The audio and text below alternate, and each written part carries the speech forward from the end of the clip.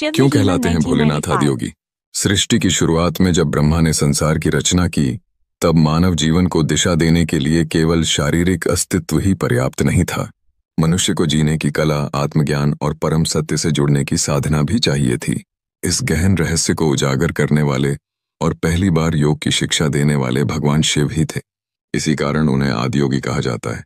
कथा के अनुसार हिमालय की गुफाओं में शिव गहन ध्यान में लीन रहते थे। उनके शरीर पर भस्म लगी थी, गले में नाग, जटाओं में गंगा और मस्तक पर चंद्रमा सुशोभित था। वे पूर्ण समाधि में होते तो कभी महीनों तक न बोलते। उनके चारों ओर केवल मौन और गहरा रहस्य छाया रहता। हजारों वर्षों पहले सप्तऋषि अत्रि, भारद्वाज, गौतम, जमदग्नि, कश्यप, वशिष्ठ और विश्वामित्र हिमालय पहुंचे और उन्होंने शिव को प्रणाम कर विनती की, हे महादेव, हमें वह मार्ग बताइए जिससे मनुष्य अपने दुखों से मुक्ति पाकर परम आनंद प्राप्त कर सके। जीवन का अर्थ और आत्मा का सत्य हमें समझाइए। शिव पहले मौन रहे। उन्होंने सोचा, क्या ये मनुष्य इस गहन विज्ञान को समझ पाएंगे?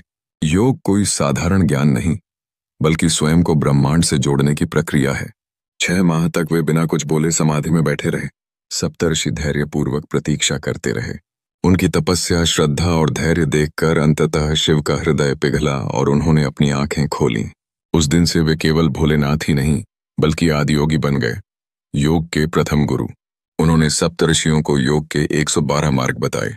इन मार्गों में हठ योग, राजयोग, कर्म योग, भक्ति योग और ज्ञान योग जैसे विविध साधनाएं थीं। उन्होंने समझाया कि हर व्यक्ति अपने स्वभाव और योग्यता के अनुसार किसी भी मार्ग से सत्य की ओर बढ़ सकता है।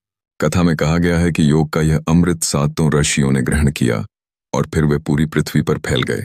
ऋषि अगस्त्य दक्षिण भारत आए, ऋषि कश्यप कश्मीर और तिब्बत गए और अन्य ऋषियों ने एशिया, मध्य पूर्व और यूरोप तक ज्ञान पहुंचाया। इस तरह शिव का दिया हुआ योग आज पूरी मानवता के लिए अमूल्य धरोहर बन गया। इसलिए शिव को आदियोगी कहा जाता है। वे केवल संहारक नहीं, बल्कि जीवन को दिशा देने वाले गुरु हैं। योग का अर्थ है जुड़ना। जब मनुष्य अपने भीतर की आत्मा और ब्रह्मांड के अनंत से जुड़ जाता है, तभी सच्चा सुख और मुक्ति मिलती है। भोलेनाथ का यह रूप हमें सिखाता है कि समाधि, ध्यान और योग ही जीवन के वास्तविक मार्ग हैं। शिव केवल देवता नहीं, बल्कि सबसे पहले गुरु हैं, जिन्होंने मनुष्य को आत्मज्ञान का प्रकाश दिया।